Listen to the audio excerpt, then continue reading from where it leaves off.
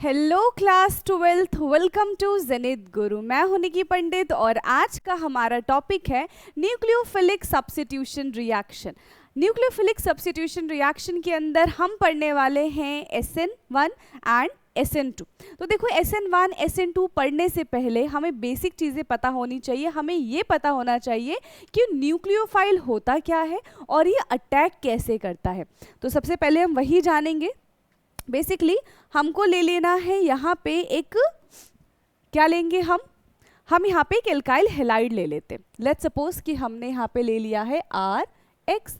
Halogens है तो इस पे पार्शियली नेगेटिव चार्ज रहेगा एंड कार्बन पे पार्शियली पॉजिटिव चार्ज आएगा। यहाँ पे कितने भी कार्बन हो सकते हैं, ऐसा फिक्स नहीं कि एक ही कार्बन है, 2 कार्बन हो सकते हैं, 3 कार्बन हो सकते हैं। बेसिकली ये एक एल्काइल ग्रुप है, ठीक। इसके ऊपर जब न्यूक्लियोफाइल आके अटैक करता है, अब ये न्यूक्लियोफाइल होता क्या है? न्यूक्लियोफाइल एक, यहाँ पे देखो, नेगेटिव स्पीशीज है, ठीक है, जिसको क्या चाहिए? पॉजिटिव स्पीशीज चाहिए। जिसको पॉजिटिव चार्ज से प्यार होता है वो होता है न्यूक्लियोफाइल, ठीक है। So it have a electron pair. इसके पास क्या प्रेजेंट होता है? इलेक्ट्रॉन पेयर, और हम इसको लोन पेयर भी कहते हैं। ये क्या करेगा? अपना लोन पेयर, यानी कि जो इसके पास नेगेटिव चार्ज है, इसको किसकी तलाश है? इसको तलाश है पॉजिटिव चार्ज की। तो ये घूम फिर के जाएगा इस पॉजिटिव चार्ज के पास। अब क्योंकि पॉजिटिव चार्ज के पास ऑलरेडी नेगेटिव चार्ज प्रेजेंट है, दैट इज द हेलोजन। तो जब तक इस कार्बन के पास से हेलोजन नहीं निकल जाता तब तक क्या होगा? तब तक ये न्यूक्लियोफाइल इस पर अटैक नहीं करेगा, ठीक है। लेकिन जैसे ही ये इसके पास जाएगा, ये यहाँ से इनका बॉन्ड टूटेगा, RX का बॉन्ड, और जो नया बॉन्ड बनेगा वो क्या होगा? अब इसके साथ आके न्यूक्लियोफाइल ने अटैच कर लिया है और यहाँ पे हेलोजन बाहर हो गया, ठीक। तो ये पूरी कहानी है कि किस तरीके से न्यूक्लियोफाइल आके अटैक करता है, ठीक है। न्यूक्लियस लविंग, ये क्या होता है? Nucleus loving. Nucleophile is nucleus loving, और हम इसको पॉजिटिव चार्ज लविंग भी कहते हैं। Positive charge loving, nucleus loving और पॉजिटिव चार्ज लविंग। अगर हमारे पास रिएजेंट,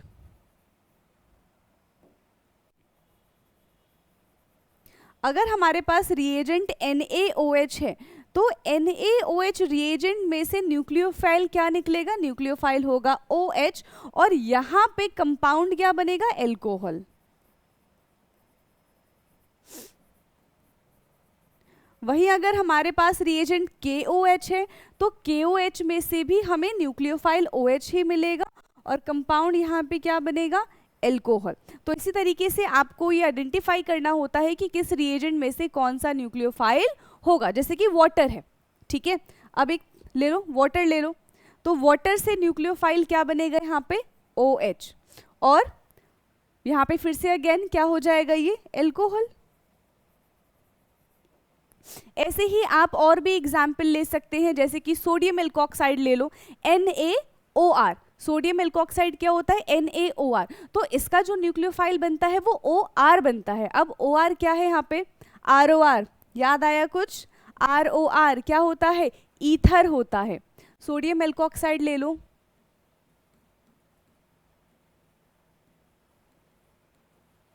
यानी कि NaOR, तो इसमें से जो न्यूक्लियोफाइल बनेगा वो होगा OR, और ये क्या बन जाएगा? ईथर, यानी कि ROR इसका कंपाउंड होगा। ये न्यूक्लियोफाइल है, ठीक है। क्लियर है इतना? ऐसे बहुत सारे न्यूक्लियोफाइल हो सकते हैं, जरूर नहीं कि सिर्फ अल्कोहल वाला ही हो। हम AgCN ले सकते हैं, हम KCN ले सकते हैं। अब देखो इसमें इंटरेस्टिंग बात क्या है, अगर मैंने KCN लिया, एक हमने KCN लिया और एक हमने AgCN लिया, ठीक है, तो जब हम KCN लेते हैं तो KCN का न्यूक्लियोफाइल क्या आएगा? CN आएगा, और जब हम AgCN लेते हैं तो इसका न्यूक्लियोफाइल क्या आएगा? NC आएगा। बेसिकली जब आप आगे पढ़ोगे, ठीक है, तो इसके पीछे की क्या कहानी है वो आपको जानने के लिए पता चलेगा कि एक आयनिक बॉन्ड बनाता है, एक में कोवलेंट बॉन्ड होता है, इस वजह से इस तरीके की चीज़ें हमें यहाँ पे देखने के लिए मिलती है। तो यहाँ पे क्या बनेगा? RCN। KCN वाले में हमको कंपाउंड क्या मिलेगा? RCN, alkyl cyanide. ये क्या है? एल्काइल साइनाइड, ठीक है।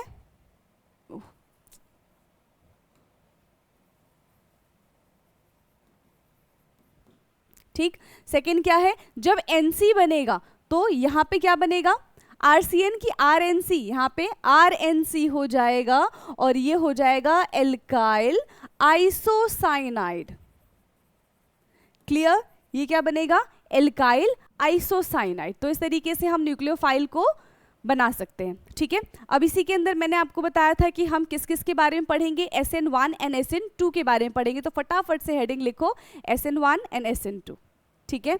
सबसे पहले जानेंगे हम SN2 के बारे में, ठीक है। किसके बारे में जानेंगे, SN2 के बारे में। SN2 क्या है, इसका फुल फॉर्म क्या है, बायोमोलिकुलर न्यूक्लियोफिलिक सब्स्टिट्यूशन रिएक्शन। क्या है इसका full form, biomolecular nucleophilic substitution reaction.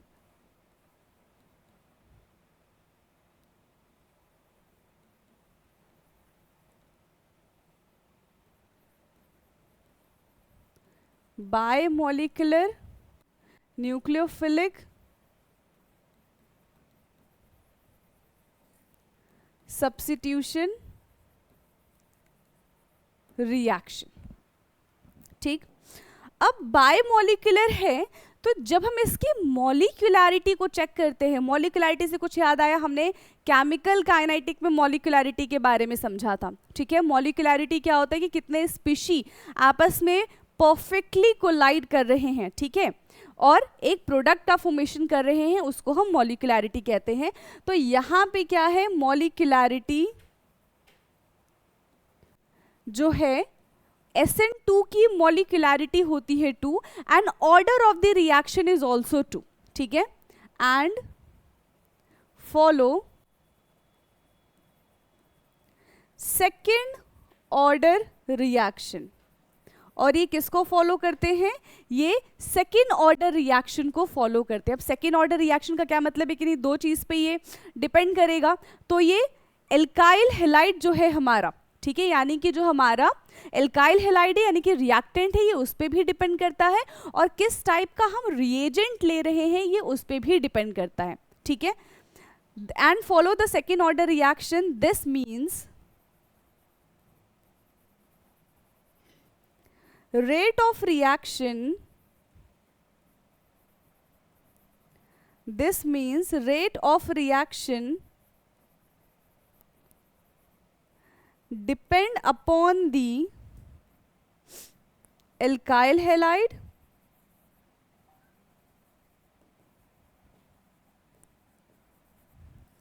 as well as reagent, यानी कि किसकी प्रेजेंस में हम इसका रिएक्शन करा रहे हैं, ठीक है। तो एल्काइल हैलाइड पे भी डिपेंड करता है और रिएजेंट पे भी डिपेंड करता है।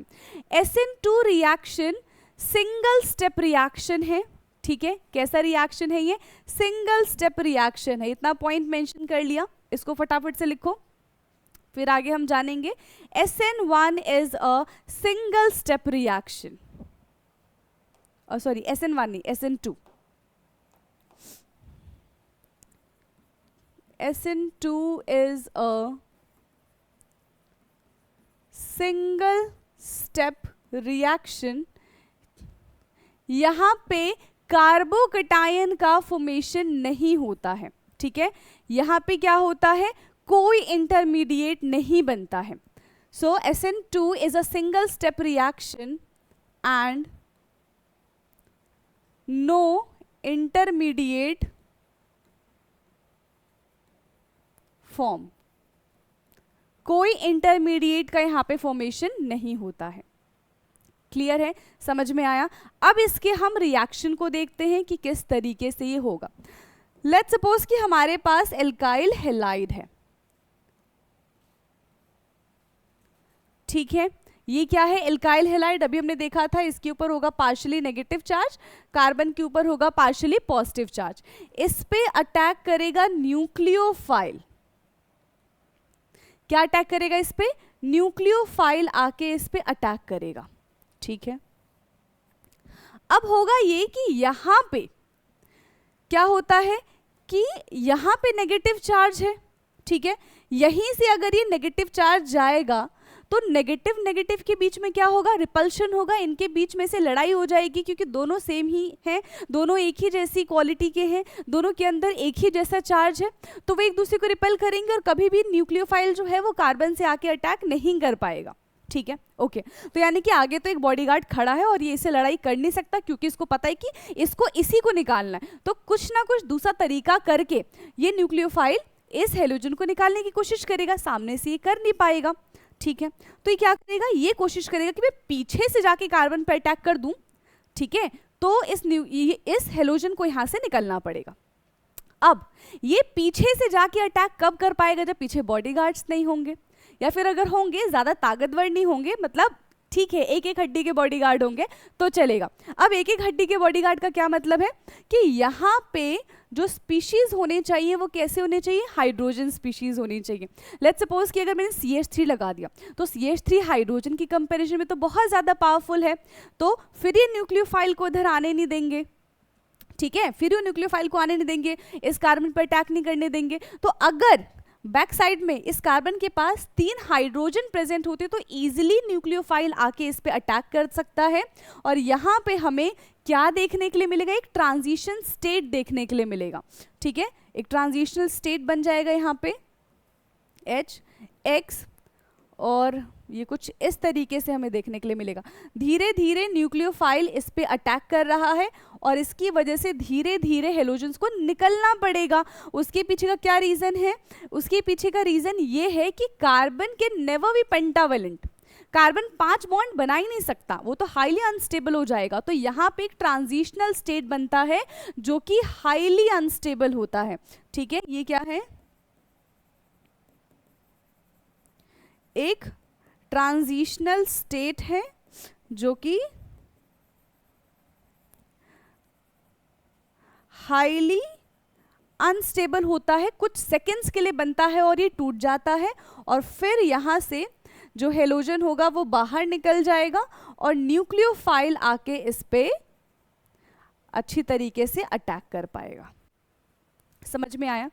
तो यहाँ पे SN2 मैकेनिज्म में हमने क्या देखा कि कभी भी न्यूक्लियोफाइल सामने से आके अटैक नहीं कर पाएगा, ठीक है, कभी भी न्यूक्लियोफाइल सामने से आके अटैक नहीं कर पाएगा। जब न्यूक्लियोफाइल सामने से आके अटैक नहीं कर पाएगा तो वैसा प्रोडक्ट नहीं बन पाएगा जैसा हमारे पास रिएक्टेंट में था।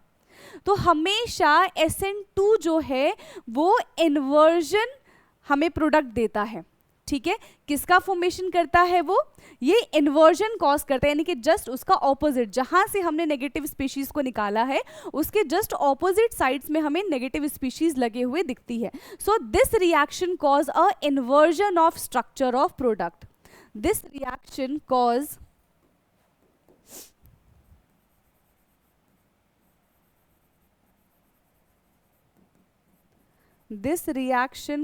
अ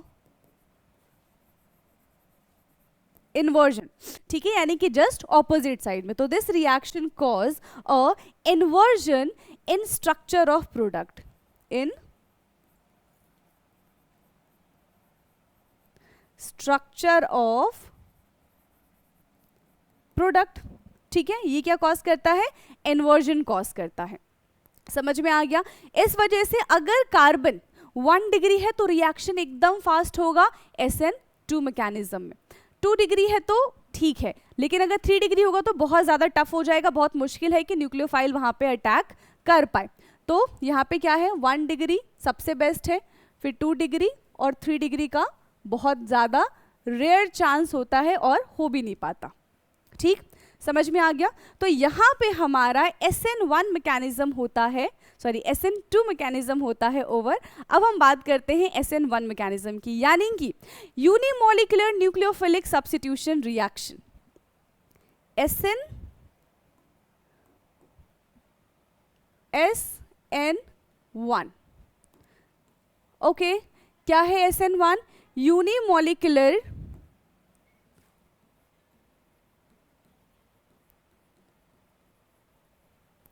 substitution, unimolecular nucleophilic substitution reaction.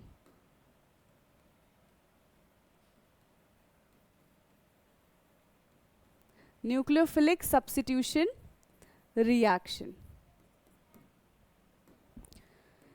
Okay, unimolecular nucleophilic substitution reaction. So ये फर्स्ट ऑर्डर काइनेटिक को फॉलो करता है। अभी हमने देखा था SN2 वाले में वो सेकेंड ऑर्डर को फॉलो करता था, ठीक है। यहाँ पे क्या होगा, फर्स्ट ऑर्डर ऑफ काइनेटिक को ये फॉलो करता है। सो फर्स्ट ऑर्डर रिएक्शन है ये, follow first order of kinetics, पहली चीज। दूसरी चीज, अगर ये सिर्फ फर्स्ट ऑर्डर को फॉलो करता है मतलब ये किस पे डिपेंड होगा, so rate of reaction only and only depend upon the reactant, ठीक है, दैट इज एल्काइल हैलाइड। ये रिएजेंट पे डिपेंड नहीं करता है। So rate of reaction, rate of reaction only depend upon the rate of reaction only depend upon the alkyl halide that is reagent। Rate of reaction सिर्फ और सिर्फ alkyl halide पे depend करता है, जो कि क्या है, एक रिएजेंट नहीं है, रिएक्टेंट है।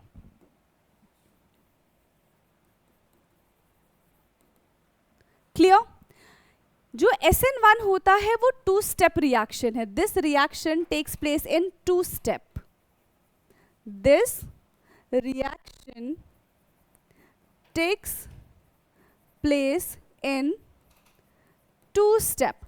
फर्स्ट स्टेप में कार्बोकेटाइन का फॉर्मेशन होता है एंड सेकेंड स्टेप में न्यूक्लियोफाइल उस कार्बोकेटाइन पे आके अटैक करता है, ठीक है। First step, formation of carbocation, formation of carbocation, ये इसका फर्स्ट स्टेप है। क्या है इसका first step, formation of carbocation, and the first step is rate determining step, यानी कि स्लोएस्ट स्टेप होता है, जिसको हम क्या कहते हैं, RDS, rate determining step. Clear, इसी पे पूरा रिएक्शन डिपेंड करता है। एंड सेकंड क्या है, सेकंड में क्या हो जाता है यहाँ पे, पहला तो formation of carbocation, then attack nucleophile, और ये फास्ट रिएक्शन होता है, ठीक है। ये क्या होता है, ये फास्ट रिएक्शन होता है। समझ में आ गया।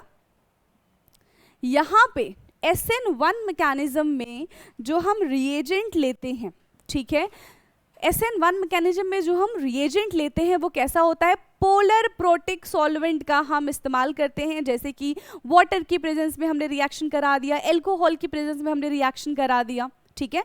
तो ये किस टाइप के होते हैं, पोलर प्रोटिक, जिनके पास H पॉजिटिव आयंस प्रेजेंट होते हैं, ठीक है। So this mechanism